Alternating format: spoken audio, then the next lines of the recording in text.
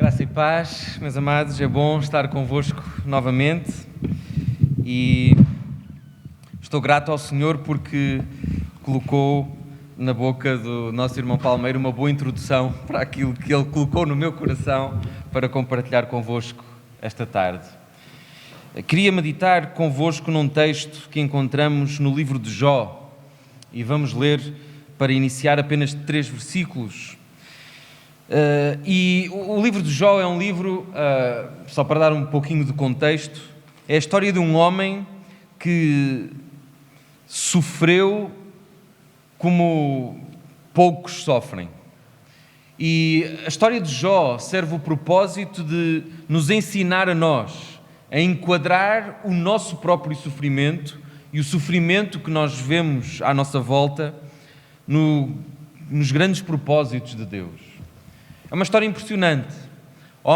Jó era um homem rico, próspero, com uma família unida, amigos entre si, e de um momento para o outro, este homem foi privado de todas as coisas. Ele perdeu a sua riqueza, ele perdeu a sua família, todos os seus filhos e filhas morreram no mesmo dia, e ele perdeu até a sua saúde, ficando num sofrimento muito grande. E neste contexto, Jó questiona, como nós questionamos, como muitos questionam, onde é que está Deus e porquê é que isto está a acontecer comigo. O sofrimento é alguma coisa que nos incomoda e que nos deixa com alguma perplexidade, porque ninguém gosta de sofrer. O sofrimento incomoda-nos, não só pela dor que ele traz, mas também porque ele traz à evidência a nossa incapacidade, a nossa falta de força, a nossa falta de sabedoria, a nossa falta de soluções, a nossa falta de capacidade de nos salvarmos a nós mesmos. E talvez isso seja aquilo que mais nos incomoda no sofrimento, seja o nosso próprio, seja no dos outros. E Jó questionava porque é que isto acontecia com ele. Ele recebeu amigos que em pouco contribuíram para suavizar o seu coração. E eles travam um diálogo grande até que Deus fala. E quando Deus fala, Deus não responde a uma única questão de Jó. Deus não explicou a Jó porque é que ele estava a passar por aquele sofrimento. Não lhe disse qual era o propósito. Não se deteve em explicações. Apesar disso, depois de que Deus falou, Jó encontrou paz. Então nós precisamos atentar para aquilo que Jó aprendeu quando Deus falou. Neste capítulo 34, nós vamos ler versículo 13 até 15. Era um dos amigos de Jó que falava. É interessante porque os amigos de Jó, apesar de não terem ajudado muito, eles disseram muitas coisas que eram verdadeiras, mas só que não eram suficientes para atender ao sofrimento daquele homem. E então um dos seus amigos, chamado Eliú, ele disse assim: quem lhe entregou, referindo-se a Deus, quem lhe entregou o governo da terra? Quem lhe confiou o universo?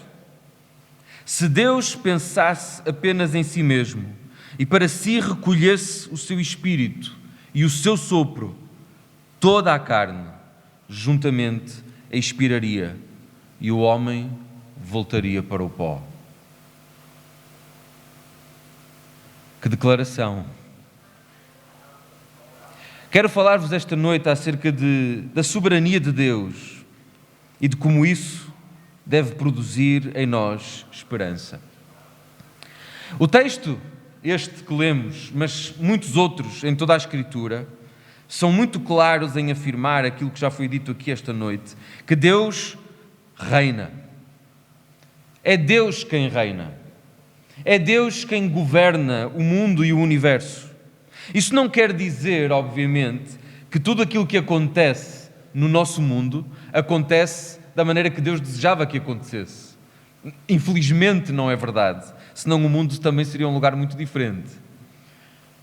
Mas é Deus quem está no controle. O facto de o mundo estar num caos não significa que Deus esteja ausente. ou que Deus seja incapaz de agir. Nada disso. Deus é o soberano. E este texto diz-nos algumas coisas acerca dessa soberania que Deus tem sobre todas as coisas e sobre todos os homens. A primeira é que Deus é soberano por direito próprio. Deus não conquistou este poder a outros. Ele não o tomou pela força. Esta autoridade não lhe foi entregue por terceiros. Não. O poder, a autoridade, o reino, o governo, a soberania pertencem a Ele, porque Ele e só Ele é Deus. Ele e só Ele é Deus. Nos mitos da antiguidade havia muitos deuses. E se conhecemos um bocadinho de história, vemos dos gregos da antiguidade, os deuses da antiguidade clássica, dos gregos e dos romanos, que criam em múltiplos deuses. Esses deuses moviam-se numa hierarquia, não é? Havia um Deus principal e esse Deus tinha filhos e esses filhos competiam até entre si e contra o próprio Pai para ver qual deles seria o Deus soberano. Nessa lógica, há um esforço de poder, há uma guerrilha, há um tomar pela força da autoridade. Não é isso que acontece com Deus. Aliás, Deus é muito claro. Ele diz: eu sou o único Senhor. Fora de mim não há outro. Não há competição com Deus. Não há outros deuses que possam fazer-lhe frente ou que belisquem o seu poder, a sua autoridade ou o seu domínio. Ele é, só Ele, sozinho, o único Deus. E por isso a autoridade pertence a Ele. Deus também não é uma fabricação das nossas cabeças, como às vezes ouvimos dizer. Que a religião é apenas a muleta para explicarmos aquilo que não conseguimos explicar de outra maneira. Uma muleta que vai sendo cada vez mais colocada de lado à medida que a ciência se multiplica e a nossa capacidade de explicar a realidade à nossa volta se aprofunda. Para muitos já não há mais necessidade de Deus. Já não há mais necessidade da fé, porque nós conseguimos compreender o mundo à nossa volta nos testes que fazemos nos tubos de ensaio e nas observações dos nossos microscópios. Mas Deus nunca foi uma fabricação das nossas cabeças. Deus, aliás, ri-se disso. No livro do profeta Isaías, ele conta esta história meio caricata de um homem que vai à floresta, corta uma árvore e traz a árvore para casa. E usa parte da madeira para fazer uma fogueira e cozinhar a sua comida, outra parte para fazer os móveis e outra parte faz uma estátua, um boneco, uma figura e diz: este é o meu Deus, e curva-se diante dele. Deus chama a isso uma loucura. Nós não inventamos Deus. Nós não pensamos Deus. Nós não atribuímos a Deus um domínio sobre nós, uma autoridade sobre nós. Não, é exatamente ao contrário. Deus é, e Deus é antes de nós. É porque Deus é real, porque Deus existe, porque dele é a autoridade e o poder que nós somos e existimos. Porque Ele é o Criador. Somos nós que vimos dele e não Ele que vem de nós. Toda a ideia que distorça esta verdade não é mais do que idolatria e mentira. Deus é soberano por direito próprio. E Ele é soberano com uma soberania absoluta. Notem o que diz o texto. É dele o governo da terra, deste domínio onde nós nos movemos. O governo da terra é dele, mas não só da terra, do universo. Na verdade, não há nada que exista que escape ao controlo e à autoridade, ao domínio de Deus. A sua soberania é absoluta sobre todas as coisas, todas as coisas. Porquê? Porque é Ele, e só Ele, o Criador e o sustentador de todas as coisas. Aquilo que a Bíblia diz é que foi por Ele que tudo quanto existe foi criado. Que é para Ele que essas coisas existem. E que é por causa dele que elas subsistem, pelo poder da sua palavra. Por isso o texto dizia, se Deus recolhesse o seu espírito e o seu sopro, tudo, no mesmo instante, expiraria, desapareceria, reduzido a nada. A soberania de Deus é absoluta sobre todas as coisas, porque Ele é o Criador. Ele é o que conhece cada estrela que ilumina o nosso céu, até aquelas que nós ainda não conseguimos ver, porque não temos telescópios potentes o suficiente para ver. Deus conhece pelo nome, e é Ele quem determina o caminho dessas estrelas no céu. Coisa maravilhosa. Mas também é dele o poder de segurar as folhas das árvores nas árvores, e nenhuma cai sem a sua mão. É Ele que diz que todos os cabelos da nossa cabeça estão contados. Isso é mais fácil nuns do que noutros. Mas isso mostra a minúcia a que Deus vai. Ele não fez só um esboço grande e depois atirou o universo para a existência e abandonou a sua criação. Não, Ele é o sustentador, o grande provedor de tudo quanto existe. Isso significa também que Ele é por isso soberano sobre todas essas coisas.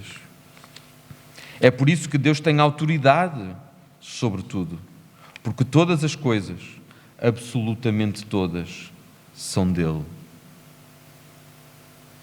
A declaração deste texto, a constatação deste homem que procurava acusar Jó, essa era a intenção dele, dizendo, tu estás a questionar aquele que é o soberano sobre todas as coisas, aquele onde não existe nenhuma falha, nenhuma falta, aquele que tem todo o poder, aquele que tem toda a autoridade, e se Deus te fez isto, é porque tu mereces. Ele estava enganado. Jó não recebeu aquele sofrimento todo porque ele tinha feito alguma coisa de errado. Deus tinha dito acerca de Jó que ele era um homem justo, íntegro, temente a Deus como não havia outro em toda a terra. O sofrimento de Jó não era derivado de ele ter desobedecido a Deus de alguma maneira e por isso Deus agora o castigava. Nem todo o sofrimento tem essa explicação. Às vezes coisas más acontecem a pessoas boas, assim como coisas boas acontecem a pessoas más. E é difícil para nós entendermos estas coisas. Talvez a questão mais difícil de dar resposta seja a questão do mal e do sofrimento. Como é que nós podemos explicar o mal num mundo que um Deus bom criou? É um questionamento desconcertante e nós não devemos fugir às perguntas difíceis. Há realmente coisas que nós não sabemos, às quais nós não podemos dar resposta. Porquê é que Deus permite a guerra na Rússia e na Ucrânia? Eu não sei. Deus tinha poder para impedir? Tem. Porquê é que Ele não impede? Eu não sei, eu não posso dar essa resposta. Pelo menos não de uma maneira definitiva e satisfatória. É por causa disto que muitos se recusam a crer em Deus. E o argumento segue mais ou menos assim. Se Deus existe e Ele não faz nada, então é porque Ele é um Deus mau, não é? Se Deus existe e tem poder, mas Ele não se incomoda com o sofrimento humano, então isso significa que Ele é um Deus mau, um Deus mesquinho, um Deus quase sádico, que não se importa connosco. Um Deus assim realmente não nos serve de grande coisa. Para outros dizem, o facto deste sofrimento existir e este caos existir, significa então que Deus não existe. Não é possível que Deus exista. Se Deus existisse, e se Ele realmente tivesse poder, então Ele não poderia permitir uma coisa destas.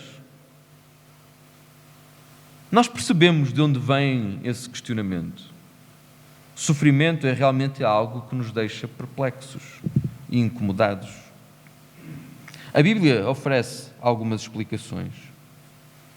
Em primeiro lugar, importa nós compreendermos que o propósito de Deus ao criar todas as coisas não era infligir sofrimento na sua criação. Não foi para isso que Deus fez o universo. Não foi para isso que Ele formou a terra.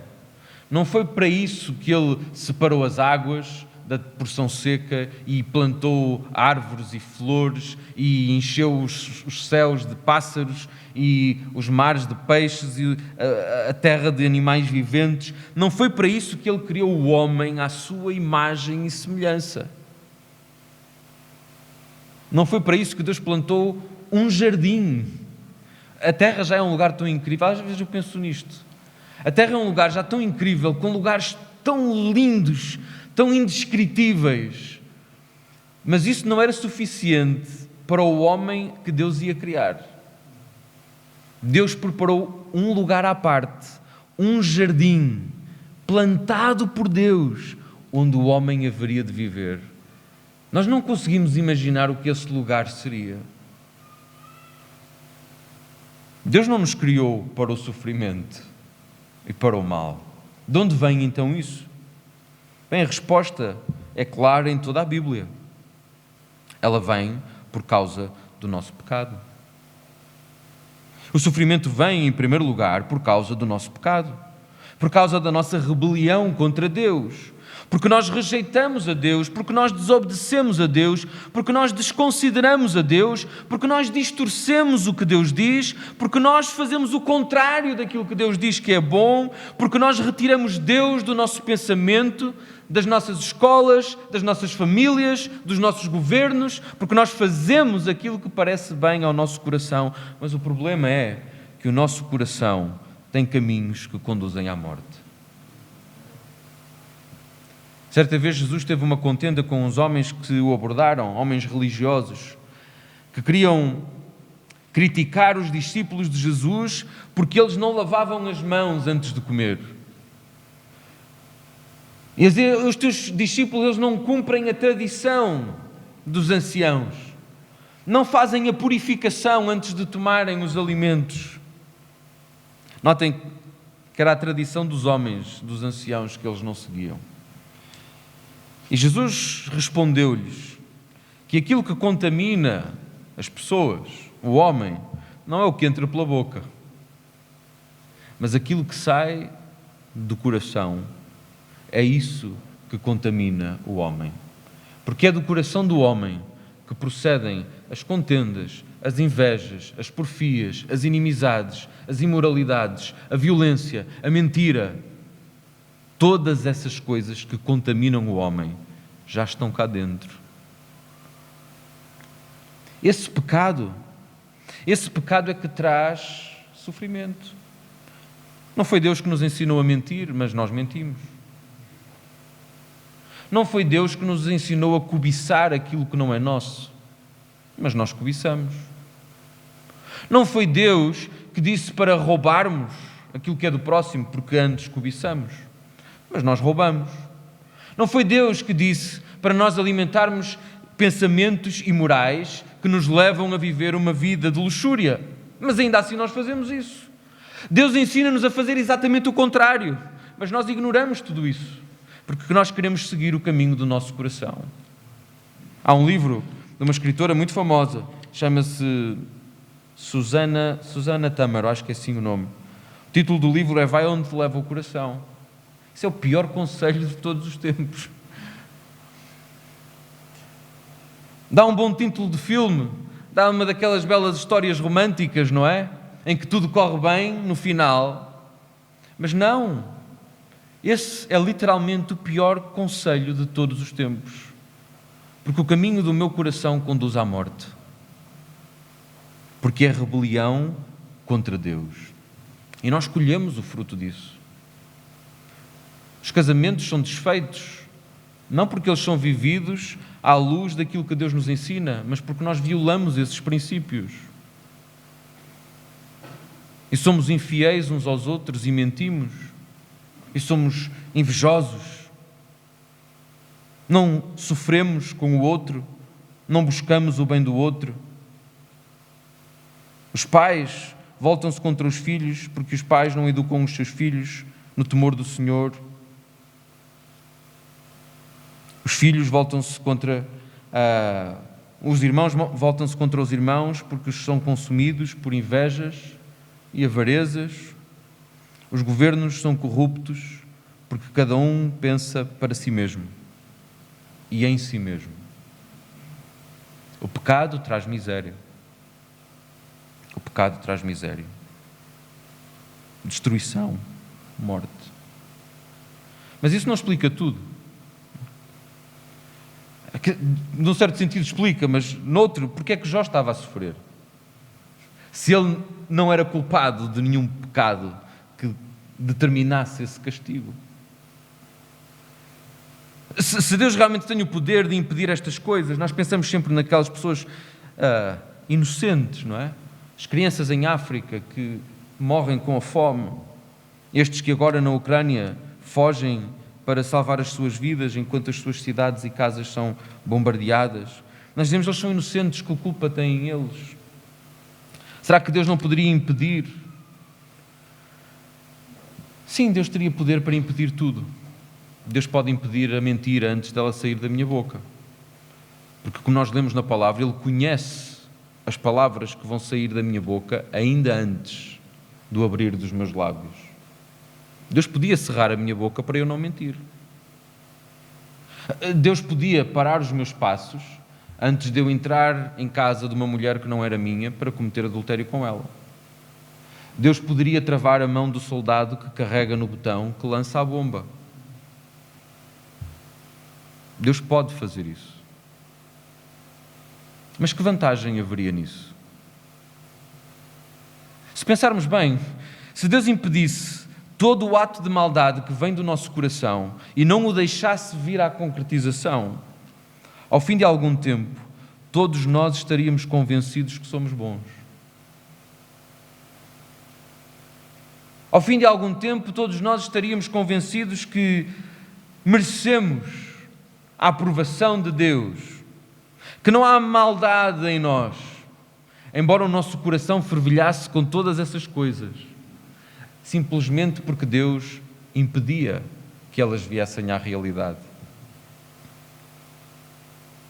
Em certa medida, eu acho que Deus não impede muitos dos atos de profunda maldade e sofrimento no mundo, precisamente para nos mostrar como nós somos maus. Nós somos maus, não somos bons. O que nós precisamos é de mais, é de algo que nos transforme de uma maneira bem mais radical do que o não fazer aquilo que é errado. Deus não quer simplesmente que nós deixemos de fazer o que é errado. Deus quer que nós amemos aquilo que é certo e aquilo que é bom. E isso é uma transformação totalmente diferente. A Bíblia fala de que Deus quer arrancar de nós o coração de pedra e dar-nos um coração de carne, onde a sua lei está escrita, para nós podermos cumpri-la, obedecê-la e ter nela prazer. A Bíblia fala disso em termos de nascermos de novo, de sermos feitos novas criaturas, de sermos regenerados. A obra que Deus quer fazer é muito mais profunda, mas muito mais incrível do que simplesmente nos impedir de nos matarmos uns aos outros. Podemos achar que esse não é um bom plano, mas nós não somos Deus. E aquilo que nós conhecemos da palavra é que este Senhor, que tem toda a autoridade por direito próprio, cujo domínio é absoluto, Ele está a trabalhar desde o princípio, ainda antes de nós termos pecado contra Ele, para reconciliar com Ele mesmo todas as coisas. Isso traz-nos à nossa conclusão. O aspecto deste texto que nós lemos que mais me chamou a atenção, quando eu passei por ele há uns dias atrás, foi o início do versículo 14, que diz: se Deus pensasse apenas em si mesmo.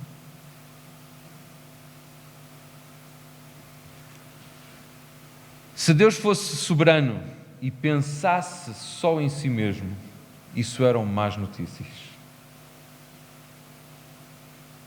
Alguém que pense só em si mesmo é incapaz de empatia, de compaixão, de amor, de misericórdia, de graça, de benignidade. Porquê? Porque busca apenas os seus próprios interesses. Nós compreendemos isso facilmente, não é? É disso que nós acusamos os nossos governantes, não é? Só pensam em si, nos seus amigos, trabalham para si próprios. São essas coisas das quais nós os acusamos. Nós reconhecemos essa injustiça e reconhecemos o fardo que isso coloca sobre nós. Mas Deus não pensa apenas em si mesmo. E isto são boas notícias. O Deus soberano, o Deus que criou e sustém todas as coisas, o Deus que tem todo o poder e toda a autoridade, o Deus que pode dispor conforme Ele quer, Ele não pensa só em si mesmo. Se Ele pensasse, como diz o texto, se Ele pensasse, nós voltaríamos para o pó. Seria o fim. Sabem o que é que diz? Um bocadinho mais à frente, no versículo 21, diz assim: os olhos de Deus estão sobre os caminhos do homem e veem todos os seus passos. Deus vê todos os teus passos. Deus observa a tua vida. A vida de todos os homens, de todas as pessoas. Isto é um pensamento assustador. Porque significa que Deus vê tudo quanto eu faço. Mas sabem, a Bíblia vai mais longe. É ainda mais assustador do que isso. Porque Deus não é apenas um observador externo, como quem está a ver um filme numa tela, a ver o que está a acontecer. Já referi esse texto do Salmo 139. Deus sabe as palavras que vão sair da minha boca antes delas saírem. Deus sabe que pensamentos ocupam a minha mente. Deus sabe quais são as reais motivações do meu coração, mesmo quando eu faço alguma coisa boa. Deus conhece-me por dentro e por fora. Deus sabe tudo a meu respeito. Num certo sentido, Deus conhece-me a mim melhor do que eu me conheço a mim próprio. Por isso, o versículo 23 diz assim: Deus não precisa observar por muito tempo o homem antes de o fazer ir a juízo perante Ele. Deus não tem que passar anos a olhar para a minha vida à espera de descobrir uma falha, para dizer: eu sabia. Não, Deus não tem que olhar muito tempo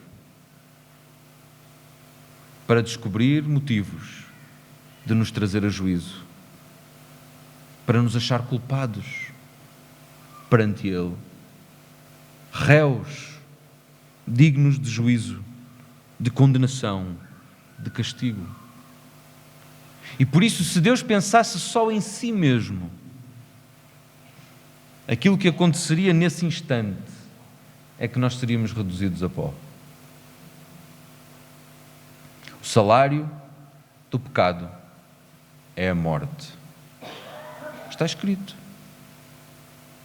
A consequência do meu pecado, a consequência da minha desobediência a Deus é a morte.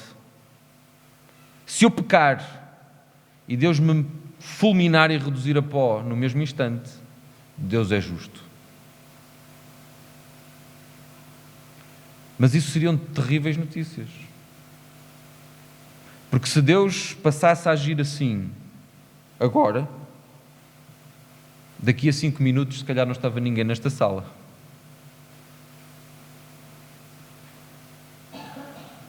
Mas Deus não pensa só em si mesmo. O Deus que é santo, o Deus que é justo, o Deus que se ira e ira-se justamente contra o pecado dos homens. Também é o Deus que é amor, o Deus que é bom, o Deus que é misericordioso e o Deus que é cheio de graça. E todos estes atributos de Deus são atributos que Ele expressa em relação ao outro, não pensando só em si mesmo. Deus é soberano e isso são boas notícias para nós, porque Deus é bom e não pensa só em si mesmo.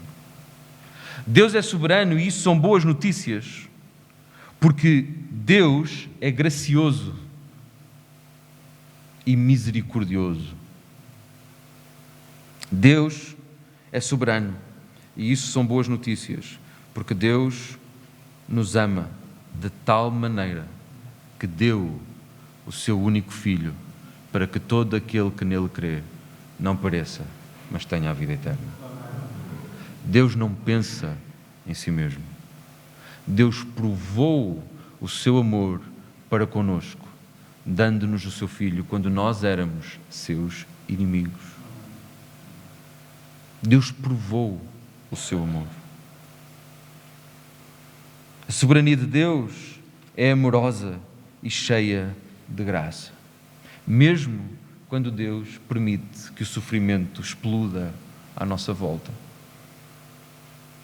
Nós não compreendemos as coisas, mas nós podemos ver nas entrelinhas dos acontecimentos, ainda assim, o mover de Deus.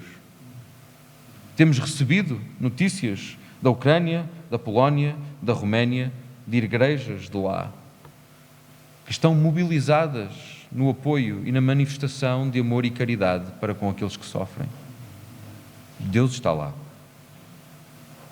E Deus está a mostrar a sua face. Li o testemunho de um irmão, pastor numa igreja, que com a sua família de ele tem 4 filhas, e eles, em família, decidiram ficar em Kiev. Em Kiev. Porque disseram: nós preparamos a igreja, nós compramos mantimentos, nós compramos medicamentos e nós vamos manter a igreja aberta para receber os doentes, os feridos, os que precisam de abrigo, e nós vamos ficar cá para mostrar o amor de Cristo. Deus está lá. No meio de todo o sofrimento, por muito confuso e difícil de perceber, Deus está lá. Deus está ao lado do soldado que carrega no botão para lançar a bomba. Está perto e pronto para perdoar e mudar o coração daquele homem, caso ele clame e diga: Senhor, salva-me. Deus está lá. Mas Deus também está na casa da família que vai receber a bomba. E se eles clamarem, serão salvos também. E apesar de poderem perder a vida ou ficarem feridos, terão ganho o maior galardão de todos, a vida eterna e a paz com Deus. Deus está lá. Nós não compreendemos tudo, é verdade. Mas o facto de o nosso Deus bom, gracioso, misericordioso, um Deus que não pensa apenas em si mesmo, ser Ele o soberano, são boas notícias. E Ele já provou isso mesmo, dando-nos Jesus para ser o Redentor do mundo. Assim, nós queiramos crer nele. Todo aquele que vem a mim, de maneira nenhuma o lançarei fora.